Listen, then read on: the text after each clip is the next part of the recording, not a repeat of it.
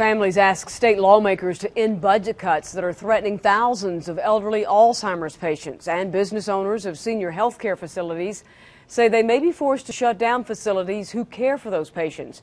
News 13's Cheryl Barber talked with them today. And Cheryl, why did they say that this has reached a crisis level? Well, they say cuts in nursing home funding for Alzheimer's and dementia patients will force some of those patients out of care facilities.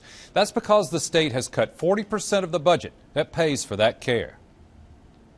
It's important to us that we stand up and be a voice for those who cannot speak for themselves right now or even know where they are. They came to a town hall meeting about a crisis in state health care funding. We're scared to death about the rules that are in place or are about to be in place. They say state funding cuts are threatening the care elderly patients now receive. Speaker after speaker shared stories about families devastated when an elderly loved one lost their memory, began living in confusion, and could no longer stay alone in their homes. There was nobody to really watch over her if she got up and wandered off. They ask for accountability among lawmakers responsible for cuts in Medicaid reimbursements for Alzheimer's patients. An assisted living center owner says the cuts could drive him and others out of business. This fund, I'm looking at, a $22,000 cut. I've got mortgages, I've got staff to pay.